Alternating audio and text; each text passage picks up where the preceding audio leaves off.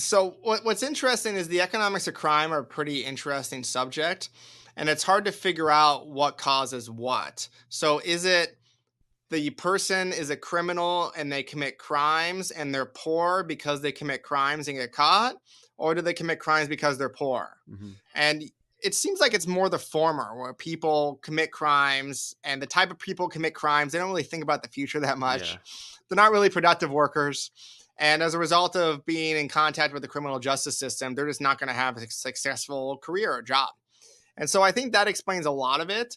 There is some evidence when recessions get worse that sometimes there's an uptick in property crime, but the evidence is really mixed on that. Hmm. It really just takes like a special type of person to commit a lot of these types of crimes. And I think one of the other things to focus on is, what has happened to policing and criminal enforcement in some of these cities. So during COVID, the police pulled back in a big way.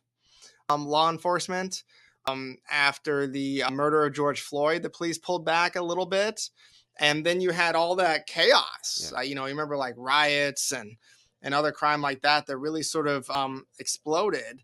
And I think there was a real sense of just like insane public disorder. So like I take the metro every day, I take the bus or the train every day, and you just saw this like incredible decline in late 2020, early 2021, up through 2022 of just like public disorder, like Hmm. homeless people on the trains, harassing people, fights, crimes on the train, things that you just didn't normally see. Like I come from a fairly like upper middle class to upper class suburb and come into the city every day.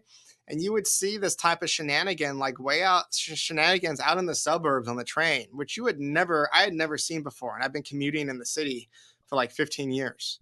So there was a real sense of like chaos that built up, and I'm sure you saw it too in LA. Oh yeah. Just like out of control. Yeah. And just the And police, it's like, what, yeah, if I call 911 yeah, here, it's going to take 20 minutes for them to even answer the phone call. So it's not there.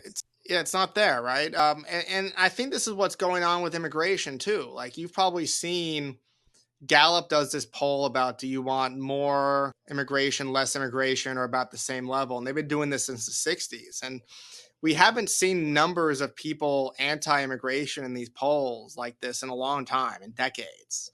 And I think a lot of that is because people see the chaos along the border, and nobody likes chaos. Hmm.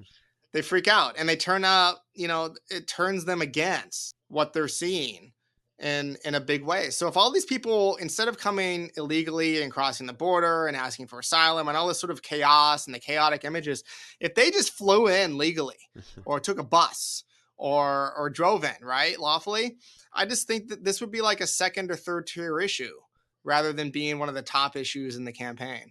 Yeah.